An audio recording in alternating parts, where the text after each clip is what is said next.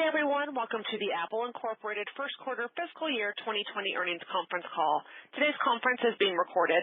At this time, for opening remarks and introductions, I would like to turn the call over to Tejas Gala, Senior Analyst, Corporate Finance and Investor Relations. Please go ahead. Thank you. Good afternoon, and thank you for joining us. Speaking first today is Apple CEO Tim Cook, and he'll be followed by CFO Luca Maestri. After that, we'll open the call to questions from analysts. Please note that some of the information you'll hear during our discussion today will consist of forward-looking statements, including, without limitation, those regarding revenue, gross margin, operating expenses, other income and expenses, taxes, capital allocation, and future business outlook. Actual results or trends could differ materially from our forecast. For more information, please refer to the risk factors discussed in Apple's most recently filed periodic reports on Form 10-K and Form 10-Q and the Form 8-K filed with the SEC today, along with the associated press release. Apple assumes no obligation to update any forward-looking statements or information, which speaks as of their respective dates. I'd now like to turn the call over to Tim for introductory remarks. Thanks, Tejas. Good afternoon, and thanks to all of you for joining us. We're thrilled to report Apple's biggest quarter ever, which set new all-time records in both revenue and earnings. We generated revenue of $91.8 billion, which is above the high end of our guidance range, with revenue growth accelerating for the third consecutive quarter. Geographically, we set all-time records in the Americas, Europe, and rest of Asia Pacific, and saw Greater China return to growth. Our record performance was fueled by iPhone, where December quarter revenue was up 8% year over year, and by our fifth consecutive quarter of double-digit growth outside of iPhone, including a new all-time record for services and another blowout quarter for wearables. Our active installed base of devices has now surpassed 1.5 billion, up over 100 million in the last 12 months alone, reaching a new all-time high for each of our main product categories and geographic segments. Not only is our large and growing installed base a powerful testament to the satisfaction, engagement, and loyalty of our customers, but it's also fueling our growth across the board, particularly in services. Let's take each category one by one. On iPhone, revenue in the December quarter was $56 billion. Again, that's up 8% over a year ago, thanks to the exceptional demand for the iPhone 11, iPhone 11 Pro, and iPhone 11 Pro Max. In fact, iPhone 11 was our top-selling model every week during the December quarter, and the three new models were our three most popular iPhones. We had double-digit growth in many developed markets, including the U.S., the U.K., France, and Singapore, and also grew double digits in emerging markets, led by strong performances in Brazil, mainland China, India, Thailand, and Turkey. These new models are by far the best iPhones we've ever shipped, with advanced technologies, an unprecedented leap in battery life to easily get through the day, and a best-in-class camera experience. We have been wowed with the photos customers have shared in our all-new Night Mode Photo Challenge this month. Turning to services, Q1 revenue reached $12.7 billion, an all-time record, growing 17% over last year. Once again, we saw double-digit growth in all five of our geographic segments and established new all-time records for multiple categories, including cloud services, music, payment services, and our App Store search ad business, as well as setting a December quarter record for the App Store and Apple Care. 2019 was a historic year for our services business, and I'd like to touch on some highlights. For the App Store, 2020 started off strong with customers spending a new single-day record $386 million on New Year's Day alone, a 20% increase over last year. Apple Arcade, our new game subscription service, has been fast off the blocks with a catalog of over 100 new and exclusive games you won't find anywhere else, all playable across Apple devices with new games and expansions added every month. Apple TV Plus is off to a rousing start and I want to congratulate the entire team at the morning show for their multiple Golden Globe nominations. Jennifer Aniston on her Screen Actors Guild Award and Billy Crudup on his Critics' Choice Award. We continue to focus on telling stories that matter, like Little America, which recently premiered to widespread critical acclaim with much more great content still to come. Apple News now draws over 100 million monthly active users in the US, UK, Australia, and Canada, and provides a curated and personalized experience using on-device intelligence to recommend stories. Apple News Plus continues to add new titles, offering subscribers seamless access to the world's top publications across all of their devices. For Apple Pay, revenue and transactions more than doubled year over year, with a run rate exceeding 15 billion transactions a year. Apple Pay Transit support expanded, with customers paying for journeys on Transport for London more easily with Apple Pay Express Transit. And in spring of 2020, iPhone and Apple Watch customers will be able to simply tap to ride trains and buses in even more cities, including Shenzhen and Guangzhou. We are thrilled with the continued growth of Apple Card, and last month customers began using Apple Card monthly installments at Apple retail and online to purchase new iPhones and pay for them over 24 months. We see great promise for these recently launched services, and we're optimistic about what we've got in the pipeline for each of them. Now turning to wearables, we had another incredible quarter, setting an all-time record in virtually every market we track around the world, and this product category is now the size of a Fortune 150 company. Demand for AirPods continues to be phenomenal, particularly for our recently launched AirPods Pro, our new addition to the AirPods family that features active noise cancellation. Apple Watch had a great start to fiscal 2020, setting an all-time revenue record during the quarter. It continues to have a profound impact on our customers' lives, and it continues to further its reach as over 75% of the customers purchasing Apple Watch during the quarter were new to Apple Watch. Both AirPods and Apple Watch were must-have holiday gifts, helping drive unprecedented results for the category, even as we face supply constraints for Apple Watch Series 3 and AirPods Pro. Mac and iPad generated $7.2 and $6 billion in revenue, respectively, and the high level of customer satisfaction and loyalty for both products drove the active install base of both Mac and iPad to new records in all geographic segments. For iPad, we saw growth in key emerging markets like Mexico, India, Turkey, Poland, Thailand, Malaysia, the Philippines, and Vietnam.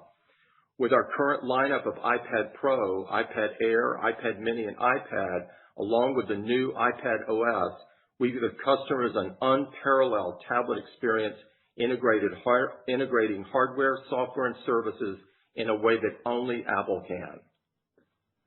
This was also a very exciting quarter for the Mac as we launched our most powerful notebook ever, the 16-inch MacBook Pro, as well as Mac Pro and Pro Display XDR, the most powerful tools Apple has ever put in the hands of pros. And we've already seen a strong response from the pro community, from developers, photographers, and music producers to filmmakers and scientists who rely on the Mac to create their life's best work. We also want to take a moment to congratulate all the Grammy-winning and nominated artists this past weekend who rely on Logic Pro 10 and their Mac to create incredible music we all love. I want to call out and celebrate the exceptional work of our retail and online teams. This quarter, we opened a beautiful new store in Kawasaki, Japan, and exciting things are taking place inside each and every store. Thanks in part to a doubling in iPhone trade-ins versus last year, our retail and online stores set an all-time record and delivered strong double-digit growth in iPhone. We see a very bright future for these efforts, and we continue to innovate to ensure that everyone who visits an Apple retail location has a great experience. We began 2020 with our greatest product lineup ever, and we are only deepening our commitment to do our part to make the world a better place. In November, we released a completely redesigned Everyone Can Code curriculum to help introduce more elementary and middle school students to the world of coding. The new curriculum includes even more resources for teachers, a brand new guide for students, and updated Swift coding club materials. Today, millions of students in more than 5,000 schools worldwide use Everyone Can Code curriculum to bring their ideas to life and develop important skills including creativity, collaboration, and problem solving. November also saw the launch of our new research app, the latest in our ongoing effort to put the future of health in the hands of every user. Customers in the U.S. can enroll in 3 landmark multi-year health studies that we're undertaking with leading academic and research institutions. The Apple Women's Health Study, the Apple Heart and Movement Study, and the Apple Hearing Study. As in everything we do, we built user privacy into the research app from the ground up. This quarter, we also announced a $2.5 billion plan to help address the housing availability and affording crisis in our home state of California. We feel a great responsibility to help the region we have always called home stay vibrant and to ensure that it remains a great place for everyone to live and raise a family, including those who do so much to serve the community, like firefighters and teachers. In much more recent news, we're closely following the development of the coronavirus. We're donating to groups that are working to contain the outbreak. We're working closely with our Apple team members and partners in the affected areas, and our thoughts are with all of those affected across the region. As we close the books on a record-breaking December quarter, we are already well underway on some new and exciting developments for the future. Apple's strength will always be its boundless creativity and innovation, and this year will be no different. But for now, for more details on the results, I'd like to turn the call over to Luca. Thank you, Tim. Good afternoon, everyone. Our business and financial performance in the December quarter were exceptional as we set new all-time records for revenue, net income, and earnings per share. Revenue for the quarter was $91.8 billion, up $7.5 billion or 9% from a year ago, in spite of a $1 billion headwind from foreign exchange. Geographically, we established all-time revenue records in many major developed and emerging markets, including, among others, the U.S., Canada, Mexico, Brazil, the U.K., Germany, France, Italy, Spain, Poland, Thailand, Malaysia, and Vietnam.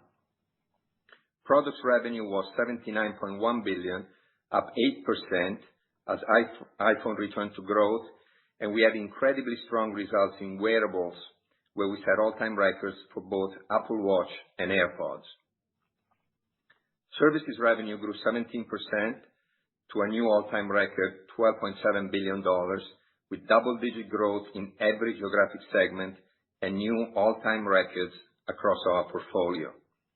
Company gross margin was 38.4%, up 40 basis points sequentially, driven by leverage from higher revenue in spite of a negative 60 basis point impact from foreign exchange.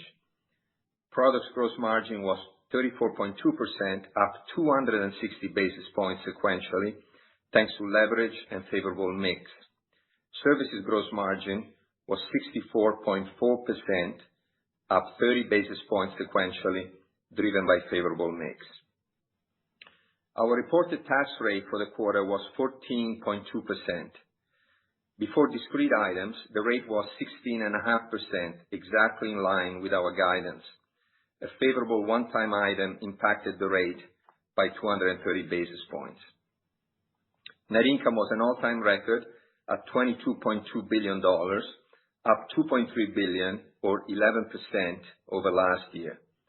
Diluted EPS was also an all-time record at $4.99, up 19%, and operating cash flow was a very strong $30.5 billion, an improvement of $3.8 billion over a year ago.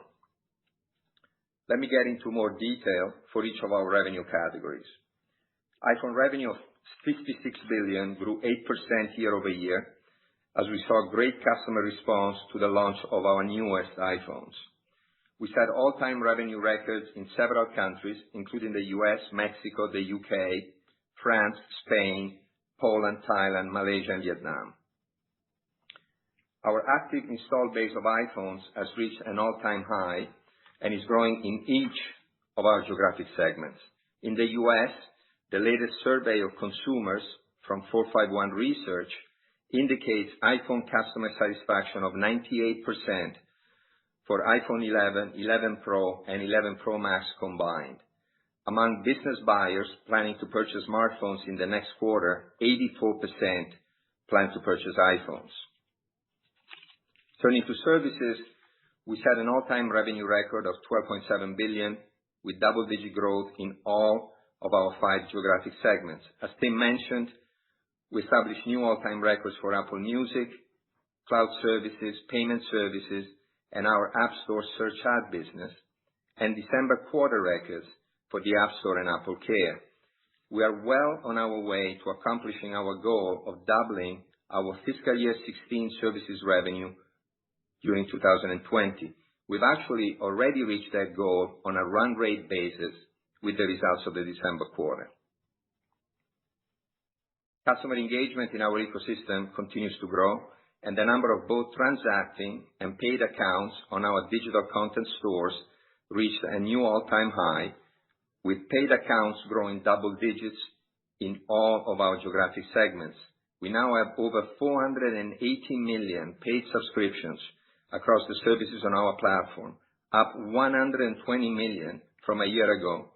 And at this point, we expect to hit our goal of surpassing the 500 million mark already during the March quarter. Given the tremendous momentum we are experiencing across our services offerings, we are increasing our target for paid subscriptions and aim to reach 600 million before the end of calendar 2020.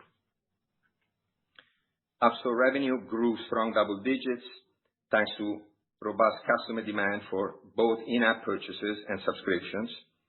Our third-party subscription business grew across multiple categories and increased almost 40% year-over-year. Our first-party subscription services also continue to perform extremely well. Apple Music set an all-time revenue record, offering a catalog of over 60 million songs to our customers. iCloud also generated an all-time revenue record, growing very strong double digits while offering our customers a safe, secure, and seamless experience across all their devices.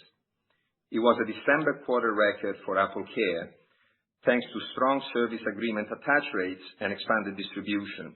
Many of our partners have come to appreciate the strength of the Apple Care brand and our ability to deliver the very best service and support in the world.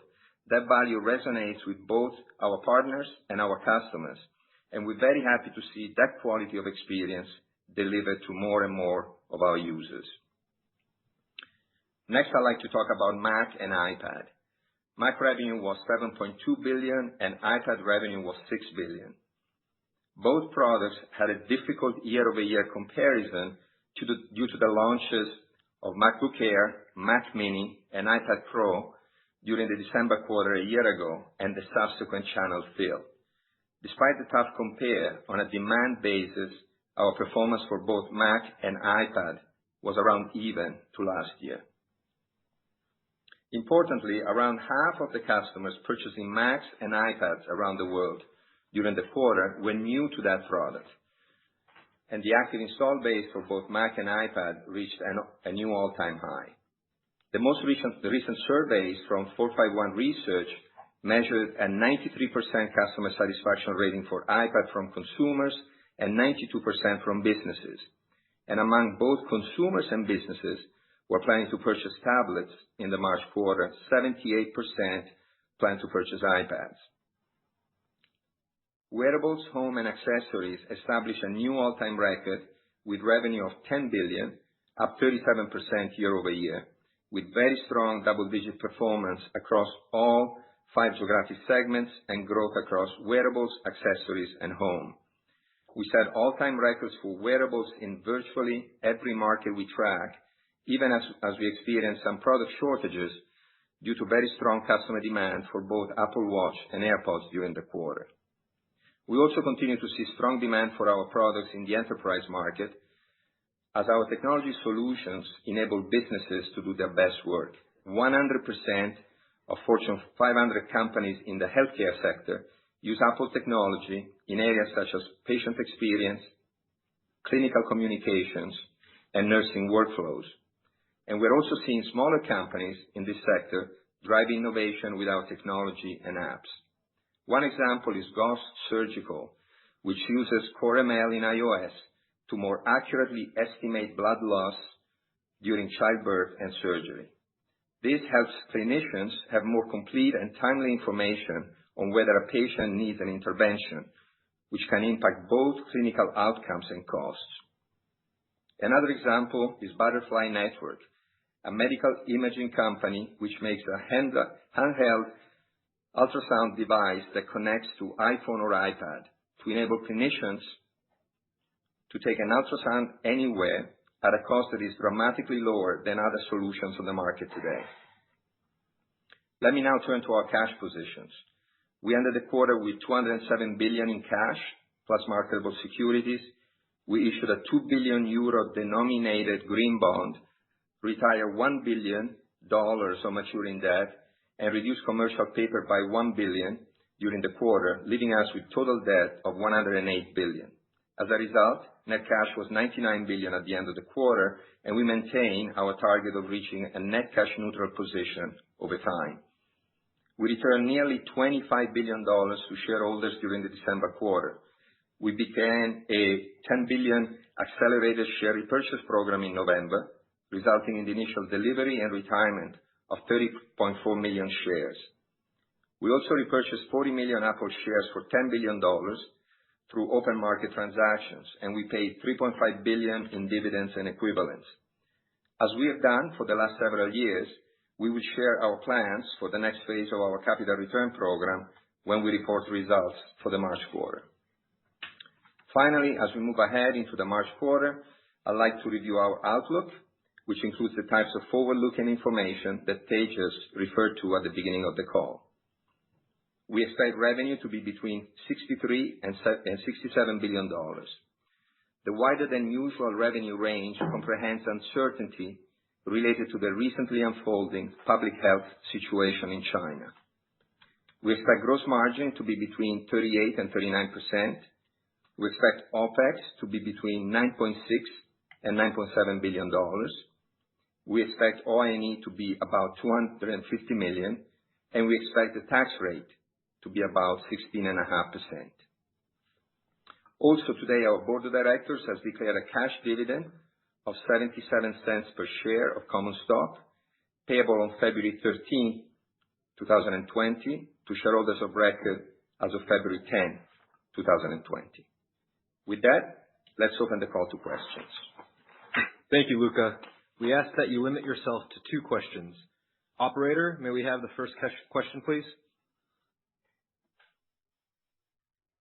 Yes, that will be from Amit Daryanani with Evercore. Thanks a lot. Good afternoon, guys. I guess first one for me, on wearables, fairly impressive to see it's already a $10 million business for you guys.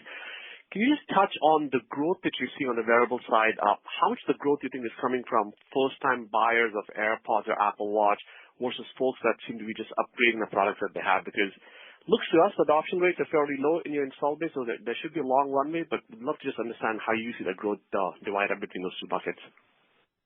Yeah, Amit, it's Tim. If you look at the Apple or the wearables as a category within the wearables, home, and accessories revenue, wearables grew 44%, so it was very strong, as you say. Both Apple Watch and AirPods did very well in terms of collecting new customers. Apple Watch in particular, 75% of the customers are new to the Apple Watch, and so it's still very much a selling to new customers at this point. Perfect. And I guess, Luca, if you could just touch on gross margins. The March quarter guide, I think, implies gross margins are flat to actually up 10, 15 basis points. It's rare for you guys to actually guide gross margins up in March, I think, because you have a fairly high seasonal sales deleverage happening. So what are the offsets that's enabling what looks like a better than seasonal guide for gross margins? Yes, that's right. I mean, it's about flat sequentially. And by the way, significantly higher on a year-over-year basis. But on a sequential basis, you're right. On one side, we've got the loss of leverage from the usual seasonality, but we expect that loss of leverage will be offset by better mix and cost savings. Thank you, Amit. Can we have the next question, please? That will come from Tom Forte with D.A. Davidson. Great. Thank you for taking my question. So congrats on the launch of Apple TV+. I wanted to know internally how you were gauging success. Is it purely on critical acclaim? Is it on number of consumers that are using the service, contribution of the service to revenue, et cetera, et cetera? Thank you. Hi, Tom. It's Tim. We are primarily measuring ourselves on the number of subscribers.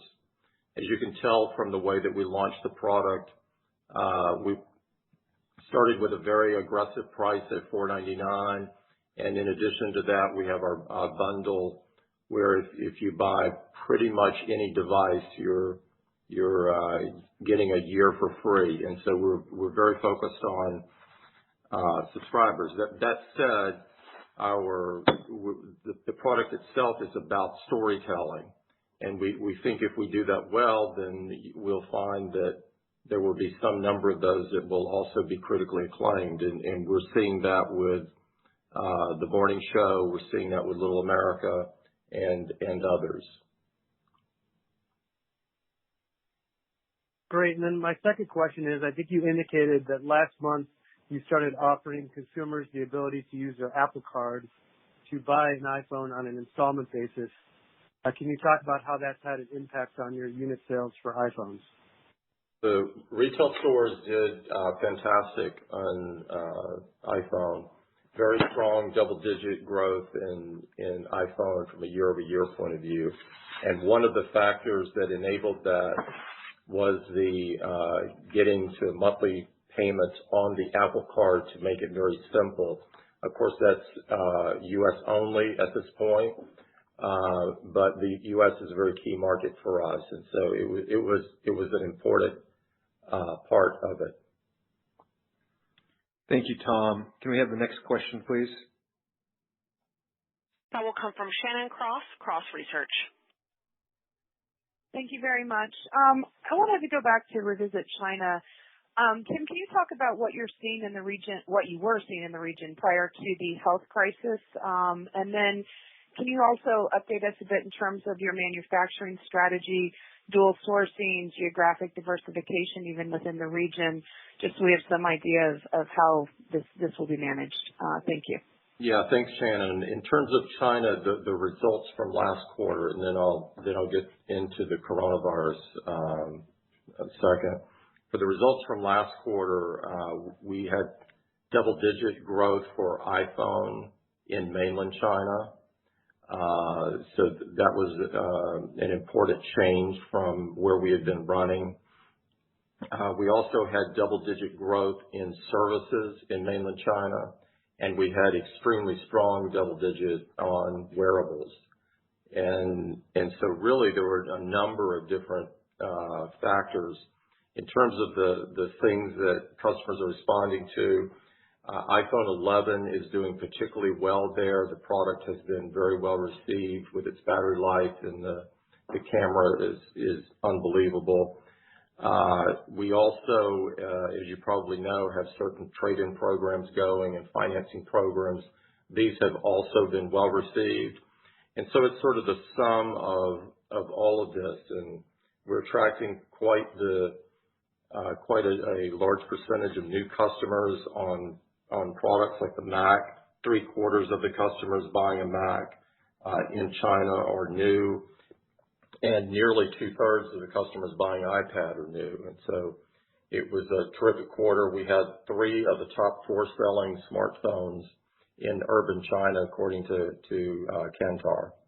In terms of the coronavirus, as I mentioned earlier, first and foremost, our thoughts are with all of those that are affected across the region.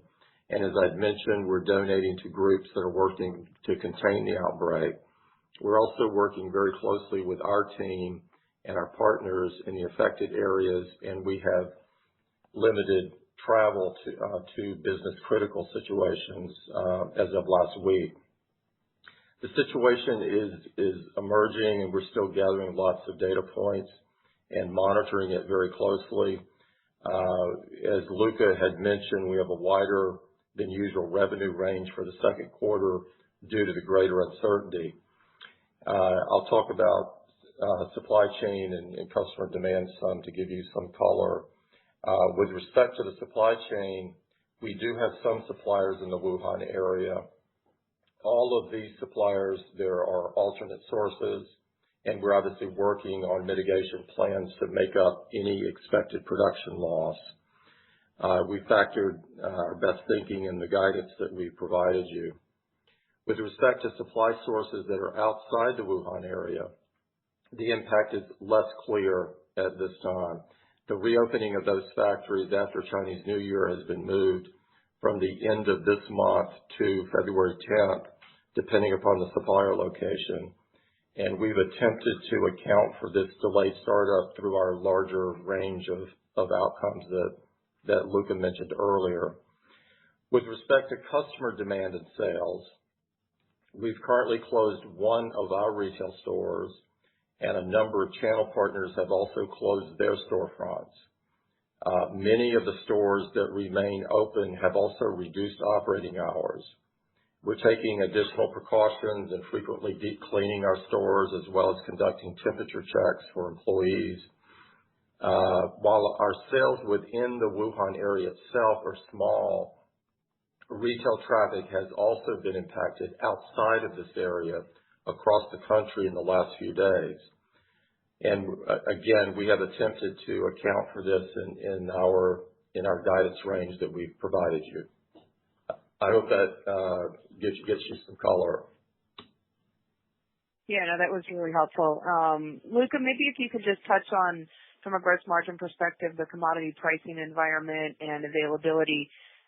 Obviously, there's been some movement on DRAM and NAND. So if you can talk about, how you're thinking about inventory levels and managing that going forward. Thank you. Yes, as I said earlier to the question around the gross margin guidance for the March quarter, we are seeing a benign commodity environment. Most commodities have been declining during the December quarter, and we expect the same to happen in the March quarter. As always, and as you probably know, we look at the way these prices move, and at times when we feel it's appropriate, we buy certain commodities in advance. And so we will continue that practice as we go through the year. Thank you, Shannon. Can we have the next question, please? That will come from Katy Huberty with Morgan Stanley. Thank you. Good afternoon. Luca, can you address the modest slowdown in services growth this quarter, 17% versus 18% in September? Which services categories accelerated versus where did you see some deceleration in the growth? Katie, let me make a couple of comments here. The 17% during the December quarter, we look at it against our fiscal year 19 growth rate, which was 16%. So we feel very good about the results for the December quarter. As Tim and I mentioned during our prepared remarks, it was very broad-based growth because we grew double digits in services across all the 5 geographies. We set all-time records for many categories: music, cloud, search ads, payment services. December record for the App Store and Apple Care. If you remember, we had set two goals for ourselves in the services segment. First, we set a goal to double our fiscal 16 revenue during 2020, and when we look at it on a run rate basis, we've already achieved that goal with the results of the December quarter. We also set a goal to pass 500 million paid subscriptions during 2020, and given that we are already at 480 at the end of December, we expect to pass that mark during the March quarter. And so now we are setting a new target for ourselves for paid subscriptions, and so we're now aiming to reach 600 million before the end of calendar 2020. So we feel that the services business is going incredibly well. Of course, we have launched new services very recently. For example, Apple TV Plus just launched in November. And so while these services did not have a material impact in our December quarter results, we expect that over time they'll start contributing to the growth of the services business. But we feel very happy with the 17%. Thank you for that. Tim, as a follow-up, at some point in the future, Apple will launch a 5G iPhone. How big of a demand driver do you view 5G capability in a handset, and what's your view as to what the killer app will be from a consumer perspective? We don't comment on future products, and so I'll try to sidestep a bit. With respect to 5G, I think we're in the early innings of its deployment on a global basis. We obviously couldn't be prouder of our lineup and are very excited about our pipeline as well, and wouldn't trade our position for anybody. Thanks, Katie. Can we have the next question, please?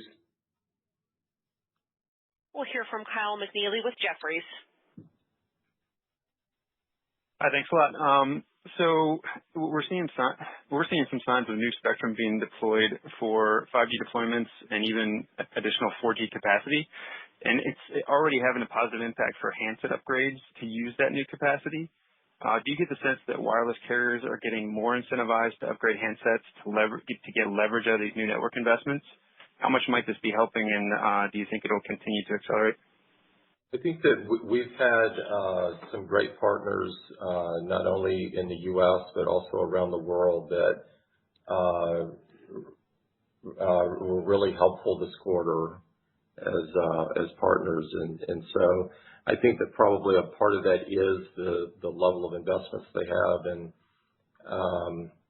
and then a part of it is probably making sure that those customers stick with them in a environment where there's a lot of trading back and forth. So I'm optimistic that it will continue. Okay, great. And then the comment that you made about capacity in your wearables division with AirPods Pro and Apple Watch 3, what should we think about the timeline of when those capacity constraints might be alleviated, and will they come from capacity additions or the natural workout of kind of unit shipments and something on the demand side? I'm hopeful that the Series 3 will come into balance during this quarter. On AirPods Pro, I don't have a estimate for that for you. I just can't predict when at this point. We seem to be fairly substantially off there, and we're working very hard to put in additional capacity. Thanks, Kyle. Can we have the next question, please? Yes, Wamsi Mohan, Bank of America. Yes, thank you. Tim, Apple has a very valuable install base of users. Can you see a future where Apple can become larger in the advertising market as you build out TV Plus, given you could have the unique position and ability to drive targeted ads to users without compromising on privacy? I think it's I think it is possible to have advertising in a straightforward manner that doesn't encroach on people's privacy. I wouldn't want to conjecture about us in that business. I think for the TV Plus business, we feel strongly that what that customer wants is an ad-free product. And so that's not our aversion to ads. It's what we believe that the customer wants. Okay, thank you. And Luca, can you just clarify if the services revenue this quarter had any impact of deferrals associated with TV Plus at all? And how can you help us maybe size the impact of the amortization of the content costs associated with TV Plus as we think about the next couple of years? Thank you. Yes. Yes, of course, we launched the service, and so there was a very small contribution to revenue from the deferral, and there was also contribution to revenue from the subscribers that are actually paying for the service. When you think about what goes into the Apple TV Plus revenue at this point, there are two components. There's paid subscribers.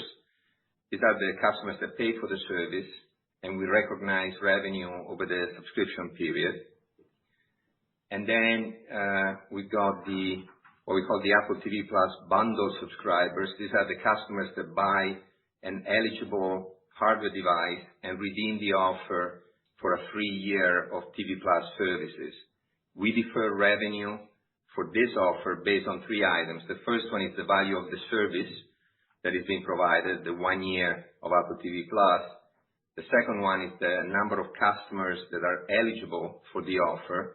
And the third one is our estimate of the expected number of customers that will redeem the offer.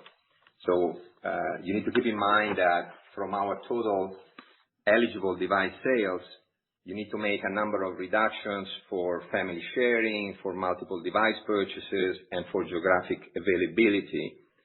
Also, the take rate can also be impacted by the availability of local content, and we also require a payment method on file. So this estimate is reviewed quarterly and gets updated based on actual trends of the offer.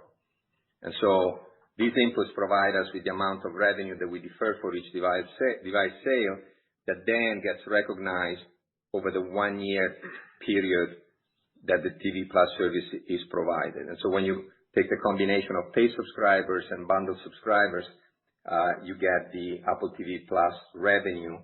Of course, because we launched the service very recently, the amount of revenue that we recognized during the quarter was immaterial to our results.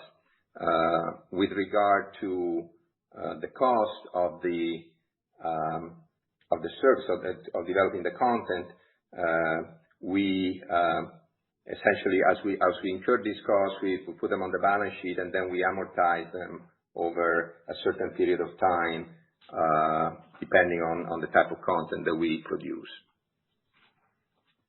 Thanks, Wamsi. Can we have the next question, please? We'll hear from Cowen and Company's Krish Sankar. Yeah, hi. Thanks for taking my question, and congrats on the great results. I have two questions. First one, Tim, I just wanted to pick your brain a little bit on the overall smartphone market. There's a general view that when 5G phones come out, they're going to be more expensive due to higher component costs. But at the same time, it looks like, you guys have proven that there is a market for low-cost geographies with phones like iPhone SE. So how do you see these two different segments within the smartphone market evolving over the next 1 to 3 years? And then I had a follow-up for Luca. Again, I want to stay away from commenting about future products, but generally, I think it's important when you think about 5G is to look around the world at the different deployment schedules. And some of those look very different, perhaps, than what you might be seeing here. And so that's very important. In terms of the price, I wouldn't want to comment on the price of handsets that are announced. Got it. No worries, Tim. And then a follow-up for Luca. OpEx as a percentage of sales for March looks like about 15%, higher than in your prior quarters. Kind of curious, how much of that is part of it is driven by some of your Intel modem asset purchases or TV Plus in the OpEx, or how do we think about it on a go-forward basis? Yeah, I think we felt good about our OpEx results because they were at the low end of our guidance range. But, clearly we want to make all the necessary investments in the business. And in terms of the new services, not only for TV Plus, but all the new services that we launched during 2019, this is a period where we're making the necessary investments in advertising and marketing, and that level of investment is reflected in our OpEx results.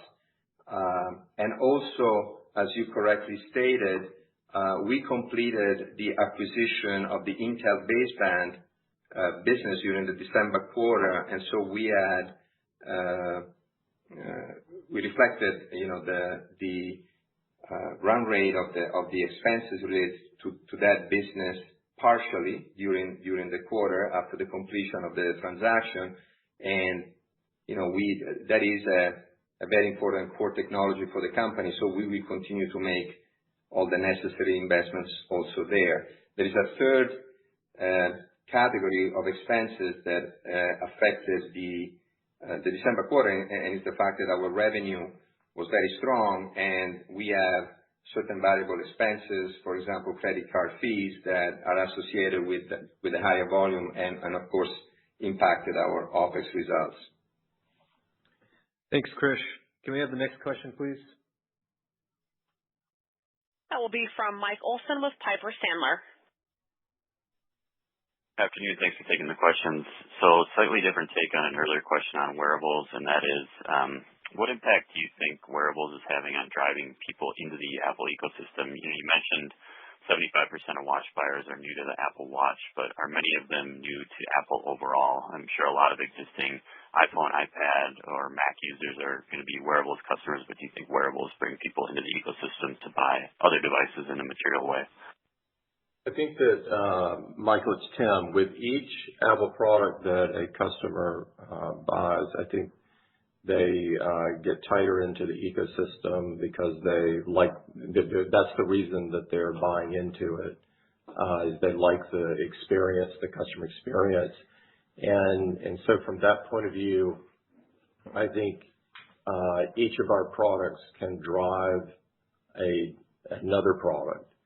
I would think in that case it's more likely that the iPhone comes first, but there's no doubt in my mind that there's some people that came into the ecosystem for the watch. Okay. And then I think you recently mentioned that augmented reality will pervade our entire lives, and I'm wondering if you could share your thoughts about how you think it starts to impact our lives most significantly. For example, will the inflection point in AR come from gaming or industrial usage or some other category? In other words, where will the average person kind of first feel the impact of AR on their lives in a significant way? Thanks. I think when you look at AR today, you would see that there are consumer applications, there are enterprise applications. This is the reason I'm so excited about it, is you rarely have a new technology where business and consumer are both see it as key to them. And so I think it's the answer is that's the reason that I think it's going to pervade your life, is because it's going to go across both business and your home life. And I think these things will happen in parallel. There are already companies that are deep into the enterprise business that are working on applications for the enterprise, and of course you can go on the store and see thousands of apps that are ARKit enabled at this time, and with even more coming. Thank you, Mike. Can we have the next question, please? That will come from Raymond James, Chris Casso. Yes, thank you. Good afternoon. I guess the first question is on gross margins, and you spoke about the favorable mix. Wondering if you could expand on that a little bit. And clearly iPhone is doing well within the overall mix, that growing year on year. But if you could talk about what's happening to the mix within iPhone, is that improving as well? and also helping margins? And is there anything else you would point to with regard to the overall mix and margins? Yes, and I think that the mix helps us both in Q1 and it's helping us with the guidance for Q2. And as you said, some of it is mix of iPhones. The customer response for iPhone 11, 11 Pro, and 11 Pro Max has been exceptional, and that clearly has helped our mix. iPhone 11 was our top-selling model throughout the quarter, every single week of the quarter, and so certainly better mix within iPhone. The other point that I like to point out is that as we move from Q1 to Q2, the proportion of revenue coming from services increases versus the holiday quarter, and given the fact that services are accretive to gross margin for the company, we end up getting a better mix from services as well. Okay, thank you. And I guess follow-on question with regard to OpEx, and it has been growing at a faster rate than revenue for, I guess, largely over the last 3 years or so. Can you set us some expectation with regard to, when you get a return on that investment? I understand there are new investments that are happening now, but how should we think about potential leverage going forward? Is there a point in time where the OpEx spending tends to level off and you get some return on that, or is it just a function of faster revenue growth in the future? Well, I would start by saying that our expense to revenue ratio is incredibly competitive relative to other companies in our sector. There are years when our OpEx grows faster than our revenue, but we've also had years in the recent past where the opposite has happened.